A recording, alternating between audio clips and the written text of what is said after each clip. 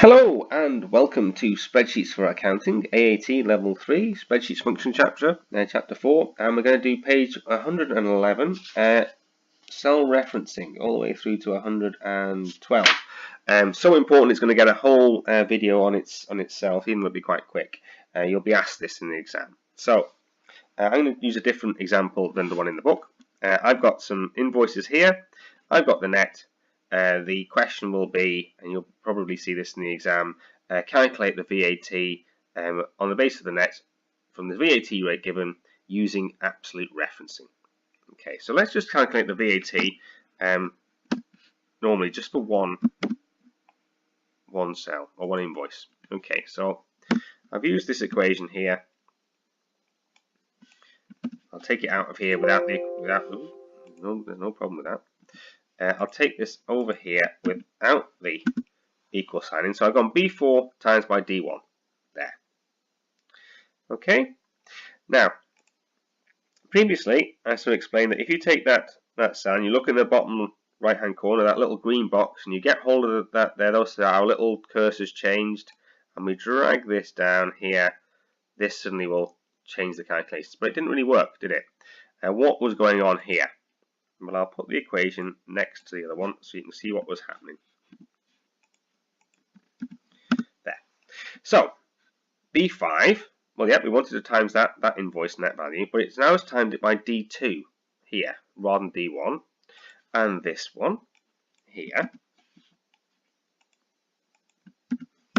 was B6, the correct thing, the net value that we wanted, but it's times it by D3, which is gross. So that's all that's happened is a return of hashtag value exclamation mark. Excel screaming at us that doesn't work in here, so that's not worked for us. We wanted it to stick to D1, but Excel decided that it would change the D1 to a 2 and a D2 to a 3 as we dragged it down. Now, is there a way of stopping that? Because this here, without any changes to it, is known as relative referencing, actually, not addressing. So you'll tend to see in the exam using absolute or absolute referencing. So is there a way to change that and stop it? Well, there is. So this is relative referencing. So if I drag down, change that 1 to a 2, that 2 to a 3. If I dragged left to right, and I'll put a left to right one in there for you now so you can see it.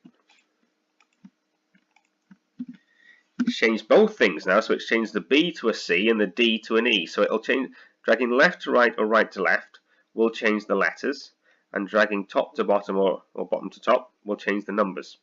Okay, do we want to stop that? Well, we would do. I'd like to stop that. So how are we going to do that? Let's change the equation. So equals B4. We want to stay on B4. There's we definitely want B4 to go down for us. And times by, and then I hit D1, and there's a shortcut which is to press F4 here.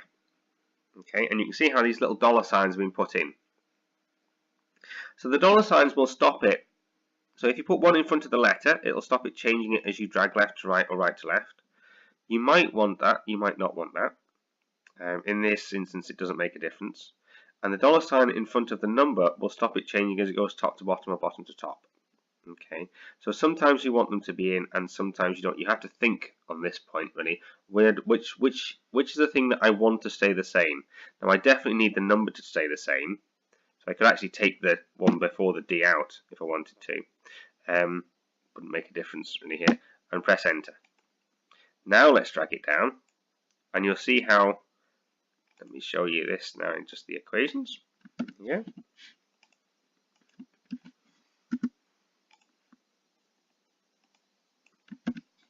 Put this one in next to it. You'll see now how, because that dollar sign was in front of the number, it didn't change as we dragged it down. And so what happens there is then you can sort of see exactly what's going on. Now what you will have, can you cheat in the exam? No, because even if you went through and said, right, instead of doing this, I'll do that times by that, and then, well, I've got enough time, I'll do that times by that, and I'll do that times by that, and you go through and do that and spend your time. On the one hand, you're wasting time in your exam. You might feel you've got enough time to do that, but what will require is that the examiner will require you to change from these numbers to your formulas.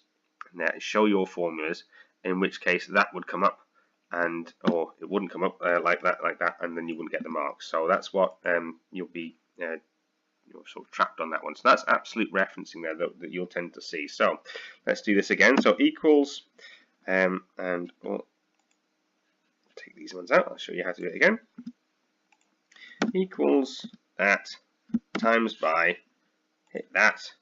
I'm going to put now, instead of a different one, I'm just going to go and click in this actual equation and put the dollar sign in front of the 1 instead of using the F4 shortcut. So you can do it in two ways. Then I'm going to drag that down using that box there. And now I'm going to do the gross in here. So that plus that gets me to the gross figure in here. There we are. So that would be a typical question that you're going to see in the exam. Now let's change some of these numbers here. So let's just change them around a bit. And now we can see that we've adjusted it and our spreadsheet has changed. I used something clever there though. If you want to see what I actually used, I used this equation over here.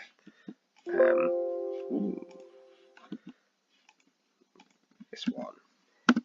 This thing called rand between here, which just said give me a random number between 1,000 and 10,000. So hopefully that was helpful. It's an important part, so you do need to get that one right, which is why I wanted to send a whole video on its own really in the time. So hope you enjoyed it. Speak to you soon. Bye bye.